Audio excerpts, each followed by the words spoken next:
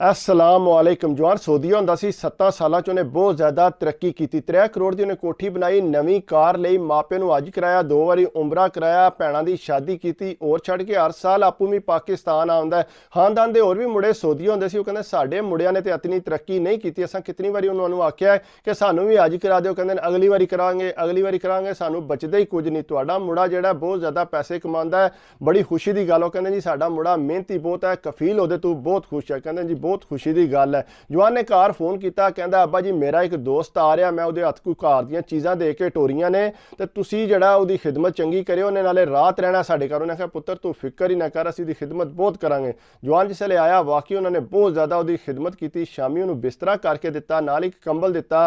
Uncle होरी आपू सोफे ते बह गए। कहता जी अंकल जी इस कंबल नाल मेरियां बहुत ज़्यादा यादां ने। उन्हें आख्या पुत्तर किहड़ियां यादां ने? देना आंदा अंकल जी यह जिहड़ा कंबल है एक कफील ने दिता सी ज़कात वास्ते, मैं उन्होंने आख्या सी कि मैनू दे दे, मैं घर लै जाना। वो कहता जी मैं आपू खड़ना है। अंकल होरी बहुत ज़्यादा शरीफ ते आपू ज़कात कड्ढण वाले बंदे सी, वो इस तरह दीयां गल्लां सुन नहीं सी सकदे। उन्हें मेरा मुड़ा इस तरह का काम नहीं कर सकता, वो चुप कर गया, उन्हें कोई गल ना की।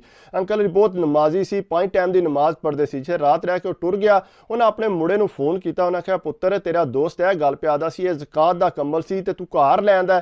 उन्हें आख्या नहीं जी वो इंजे मजाक करता है, वो इस चीज़ तू सड़दा पिया क्योंकि यह कंबल आखदा सी मनु तू दे मेरे वास्ते घर खड़। मैं आख्या नहीं मैं अपने घर खड़ना, तेरे घर क्यों लैके जा? कहते जी चलो ठीक है पुत्तर इंजे ही गल है। उन्हें बिल्कुल इंजे ही गल है। अंकल नूं आराम ना आया, उन्हें फिर उस मुंडे नूं फोन किया। उन्हें आख्या पुत्तर तू साडे घर आ एक बारी। वो फिर जिसले घर आया उन्हें आख्या पुत्तर तेरी जो भी दुश्मनी सी मेरे मुड़े नाल सी, लेकिन जी तू मैनू राती गल मार के गए ना तो पूरी रात मैं सुता नहीं है। उन्हें आख्या अंकल जी किहड़ी मैं तुहानू गल मारी? उन्हें आख्या जी तू आख्या ना यह ज़कात दा कंबल सी, तो मैनू बड़ी हफकी काली होए दिल करदा कि मैं अपने मुड़े नूं लित्तर मारा।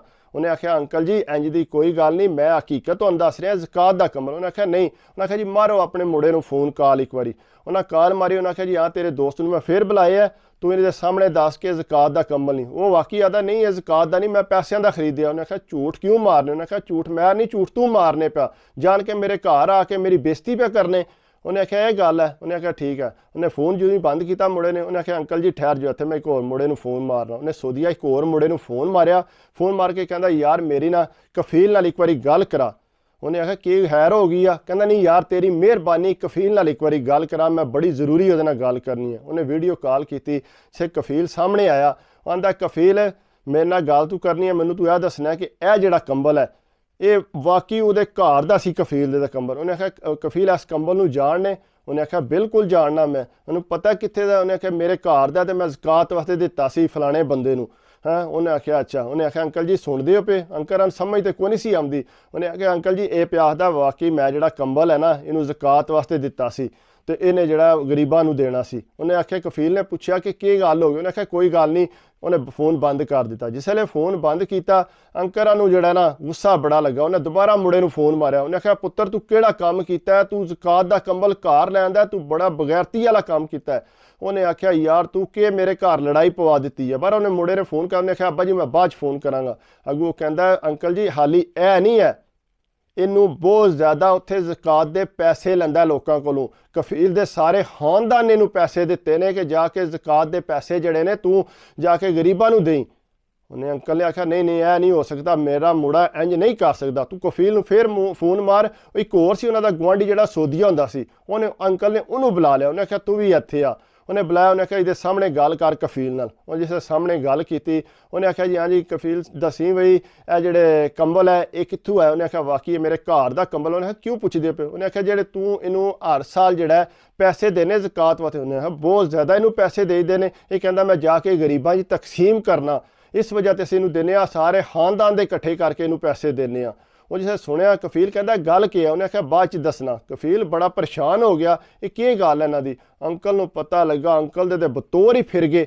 उन्हें आख्या इन्हें कीता की है? अगों जिहड़ा जवान सी उन्होंने फिर फोन किया तू सऊदी। उन्हें आख्या तेरी फलान ढीं कीता, तू जिहड़ा साडे घर बड़ी भंडी पवा दी हो छड़ के कफील कोलों फोन कराया, तू यह काम कीता है पुत्तर तेरी खैर नहीं है। उन्हें आख्या यह गल है? उन्हें जनाब कफील नूं फोन मारिया। उन्हें आख्या कफील जी तेरी मेरी गल हुई है ना, वो गल ये है कि इन्हें पाकिस्तान उन्हें दिखाई। उन्हें क्या कोठी जी बनाई है ना जेडे तू पैसे गरीबां वास्ते दिंदा से, इन्हें यह पैसा जोड़ा इत्थे लाया।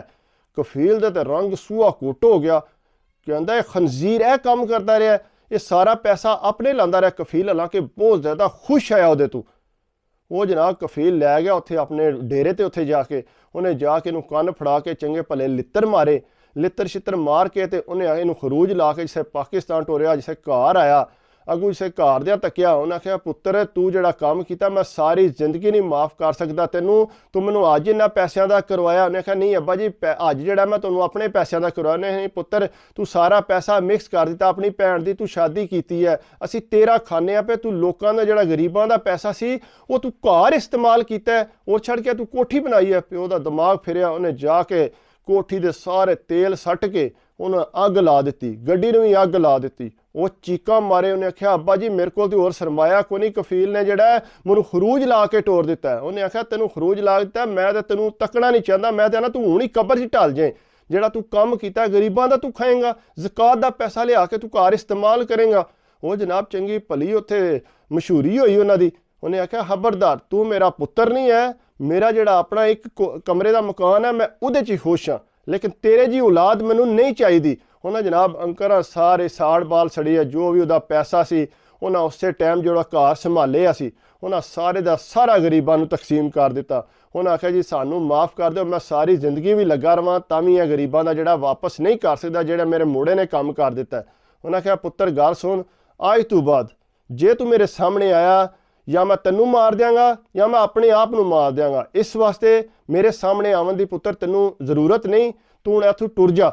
ਉਹਨੇ ਆਖਿਆ ਅੱਬਾ ਜੀ ਮੈਨੂੰ ਮਾफ़ ਕਰ ਦਿਓ, ਮੈਂ ਹੁਣ ਕਿੱਧਰ ਜਾਵਾਂਗਾ, ਤੁਸੀਂ ਮੇਰੀ ਕੋਠੀ ਵੀ ਸਾੜ ਦਿਓ। ਉਹਨੇ ਆਖਿਆ ਜੋ ਵੀ ਹੈ ਪੈਸਾ ਵੀ ਸਾਰਾ ਅੱਬਾ ਜੀ ਕੋਲ ਆਇਆ, ਅੱਬਾ ਜੀ ਨੇ ਸਾਰਾ ਤਕਸੀਮ ਕਰ ਦਿਆ। ਉਹਨੇ ਆਖਿਆ ਅੱਬਾ ਜੀ ਮੇਰੇ ਕੋਲ ਤੇ ਕੱਖ ਨਹੀਂ ਰਿਹਾ, ਮੈਂ ਤੇ ਕਫੀਲ ਨੇ ਮੈਨੂੰ ਆਖਿਆ ਜੋ ਮਰਜ਼ੀ ਹੋ ਜੇ ਤੇਰੀ ਸਜ਼ਾ ਹੈ, ਤੂੰ ਆਪਣੀ ਸਜ਼ਾ ਭੁਗਤ ਜਾ ਕੇ ਹੁਣ, ਤੂੰ ਜਿਹੜਾ ਕੰਮ ਕੀਤਾ ਗਰੀਬਾਂ ਦਾ ਖਾਣ ਦੀ ਕੋਸ਼ਿਸ਼ ਕੀਤੀ ਆ ਇਹ ਤੈਨੂੰ ਸਾਰੀ ਜ਼ਿੰਦਗੀ ਅੱਲਾ ਮਾफ़ ਨਹੀਂ ਕਰਨ ਲੱਗਾ। ਉਹਨਾਂ ਜਨਾਬ ਘਰੋਂ ਕੱਢ ਦਿੱਤਾ। ਉਹਨਾਂ ਆਖਿਆ ਜੀ ਐਲਾਨ ਕਰਨ, ਆਖਿਆ ਜੀ ਮੇਰਾ ਇਸ ਮੁੰਡੇ ਨਾਲ ਕੋਈ ਤਲਕ ਨਹੀਂ, ਜਿਹੜਾ ਹਰਾਮ ਦਾ ਪੈਸਾ ਖਾਏਗਾ ਉਹਦੇ ਨਾਲ ਮੇਰਾ ਕੋਈ ਤਲਕ ਨਹੀਂ। ਇਸ ਵਾਸਤੇ ਜਿਹੜੇ ਜ਼ਕਾਤ ਦੇ ਪੈਸੇ ਹੁੰਦੇ ਨੇ ਅਗਰ ਤੁਹਾਨੂੰ ਕੋਈ ਦਿੰਦਾ ਜ਼ਕਾਤ ਕਰਕੇ ਜਾਂ ਗਰੀਬ ਨੂੰ ਦੇਣ ਵਾਸਤੇ ਤੇ ਤੁਸੀਂ ਕੋਸ਼ਿਸ਼ ਕਰਿਆ ਕਰੋ ਉਹ ਪੈਸਾ ਜਿਹੜਾ ਤੁਸੀਂ ਗਰੀਬ ਤੱਕ ਪਹੁੰਚਾਓ, ਨਾ ਕਿ ਤੁਸੀਂ ਆਪਣੀ ਜ਼ਾਤ ਤੇ ਲਾਓ, ਤੁਹਾਨੂੰ ਕਦੇ ਵੀ ਹਾਜ਼ਮ ਨਹੀਂ ਹੋ ਸਕਦਾ ਉਹ ਪੈਸਾ। ਜ਼ਕਾਤ ਦੀ ਜਿਹੜੀ ਚੀਜ਼ ਹੈ ਨਾ ਕੋਸ਼ਿਸ਼ ਇਹ ਕਰਿਆ ਕਰੋ ਜਿੱਥੇ ਤੱਕ ਪਹੁੰਚਣੀ ਹੈ ਉਹ ਅਮਾਨਤ ਤੁਸੀਂ ਪਹੁੰਚਾਓ, ਆਪਣਾ ਜਿਹੜਾ ਥੋੜਾ ਪੈਸਾ ਹੈ ਨਾ ਉਹ ਹੀ ਤੁਹਾਡੇ ਵਾਸਤੇ ਬਹੁਤ ਹੁੰਦਾ।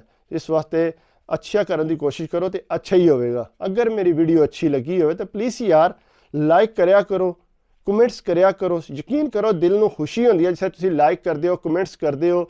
ਬਾਕੀ ਇਹ ਛੋਟੀ ਮੋਟੀ ਗਲਤੀ ਹੋ ਜਾਂਦੀ ਹੈ, ਅਗਰ ਤੁਹਾਡੇ ਕੋਲ ਵੀ ਕੋਈ ਸਟੋਰੀ ਹੁੰਦੀ ਹੈ ਤਾਂ ਪਲੀਜ਼ ਯਾਰ ਮੇਰੇ ਨਾਲ ਸ਼ੇਅਰ ਕਰਿਆ ਕਰੋ ਇੰਸਟਾਗ੍ਰਾਮ ਤੇ, ਤਾਂ ਕਿ ਮੈਂ ਤੁਹਾਡੀ ਜਿਹੜੀ ਸਟੋਰੀ ਹੈ ਸ਼ੇਅਰ ਕਰਾਂ, ਮੈਨੂੰ ਖੁਸ਼ੀ ਹੋਵੇ ਕਿ ਤੁਸੀਂ ਮੈਨੂੰ ਪਸੰਦ ਕਰਦੇ ਹੋ ਮੈਂ ਜਿਹੜੀ ਗੱਲਬਾਤ ਕਰਨਾ। ਤੇ ਸਬਸਕ੍ਰਾਈਬ ਕਰਨਾ ਨਾ ਭੁੱਲਿਆ ਕਰੋ, ਸਬਸਕ੍ਰਾਈਬ ਕਰਦੇ ਹੋ ਤਾਂ ਦਿਲ ਖੁਸ਼ ਹੁੰਦਾ ਹੈ ਕਿ ਥੋੜਾ ਜਿਹਾ ਹੌਸਲਾ ਵੱਧਦਾ ਹੈ ਕਿ ਮੇਰੇ ਭਾਈਆਂ ਨੇ ਮੈਨੂੰ ਸਬਸਕ੍ਰਾਈਬ ਕੀਤਾ ਹੈ।